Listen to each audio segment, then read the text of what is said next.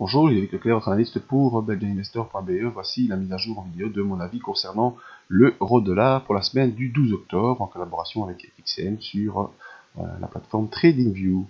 Tout d'abord, l'information obligatoire sur les risques, parce que vous savez, les marchés comportent des risques de perte qui n'est pas adapté à tous les profils d'investisseurs.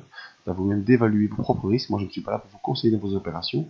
Ce que je vous conseille, c'est d'ouvrir des comptes démo afin d'établir vos stratégies et vérifier si celles-ci fonctionnent. Ma stratégie à moi est l'analyse des impulsions, stratégie que j'utilise depuis 2010, qui permet de suivre la tendance, ou en tout cas par les différents outils de détecter les retournements et les départs de tendance. C'est une technique que je peux également vous enseigner.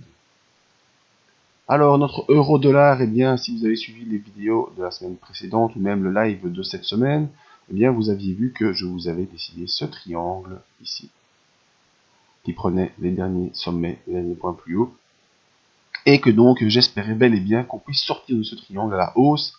En tout cas, c'est l'avis que j'avais rendu lors du live. Eh bien, je croyais que c'était pour jeudi. En effet, j'avais déjà pris des positions à la hausse dès jeudi. Ensuite, j'ai dû me rétracter malheureusement parce que la clôture s'est faite dans le triangle. Et là, ça, c'était pas le signe que j'attendais. Et puis ensuite, eh bien, vendredi matin, on a ouvert avec une séance qui partait en dehors du triangle. J'ai repris des positions et heureusement parce qu'on a bien poursuivi en dehors du triangle. On est pour l'instant à 1,13 525 et donc maintenant mon objectif est de rejoindre les points 1,14 262 qui est le dernier sommet afin de voir si on peut enfin ouvrir ces bandes de Bollinger. Et donc vous le savez, si on ouvre les bandes de Bollinger, c'est le départ de l'impulsion et l'objectif suivant est les 1,16 117. On n'y est pas encore, c'est à surveiller. Pour l'instant, vous voyez que hormis le fait qu'on est sorti de ce triangle, eh bien, on est en train ici de faire un beau range horizontal, compris vraiment entre les deux bandes de Bollinger, qui pour l'instant ne s'ouvrent pas trop, même si en faisant un beau zoom, eh bien, on constate que la bande de Bollinger supérieure commence à ouvrir, la bande de Bollinger inférieure également, mais c'est pas encore très flagrant. Donc moi, je suis pour l'instant placé en position de hausse et mon objectif est de rejoindre les 1,14 270. Alors, au niveau de nos indicateurs, le MACD n'est pas passé sous les zéros, ça c'est un très bon signal. Il est même recroisé à la hausse au-dessus du signal et on espère qu'il va pouvoir aussi également évoluer de manière haussière. D'ailleurs, je peux, tout comme sur mes graphiques, je peux tracer également ce type de ligne. Voilà, ça fonctionne sur les graphiques, sur les indicateurs également. Tout ce que vous tracez sur les graphiques, les figures chartistes, eh bien, peuvent fonctionner sur les indicateurs. Et vous voyez également que on est sorti de cette zone de résistance oblique sur le MACD et que donc on peut espérer une évolution haussière. Alors, je vous efface la ligne. Ah, où est parti mon graphique?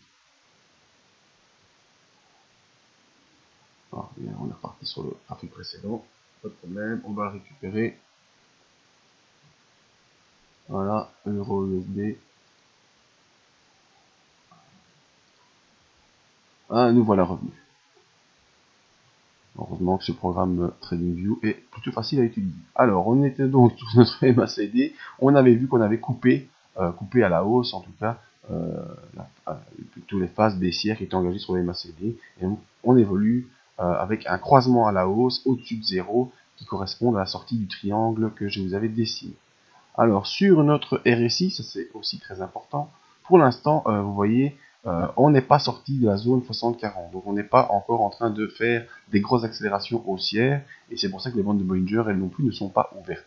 Mais bon, on a plusieurs indices qui nous font penser que probablement le scénario le plus envisageable est une poursuite haussière en direction des 1,1426. Pourquoi je dis ça? Bien, c'est la sortie du triangle dans le graphique, c'est le retournement du MACD, mais également ici, si je trace une ligne entre ces deux sommets, eh bien, on voit qu'on a cassé les phases des sommets de plus en plus bas, et que peut-être ici, on va aller faire un sommet plus haut que le précédent. Dans toutes les règles que vous utilisez dans votre graphique sont valables sur vos indicateurs. Donc voilà mon avis pour l'euro-dollar, plutôt haussier pour la semaine prochaine. Objectif court terme est de rejoindre les 1,14 262 et si on arrive à franchir cette zone, eh bien peut-être qu'on poursuivra vers les 1,16. Alors pour la suite de cette analyse, je vous donne rendez-vous en semaine pour le live. N'oubliez pas de venir voir nos autres vidéos d'analyse et pour la connexion au live, eh bien vous recevrez les dates et l'heure et le lien si vous êtes inscrit à la mailing list dans le fond de notre site pledgeinvestor.be. Merci à tous, à bientôt.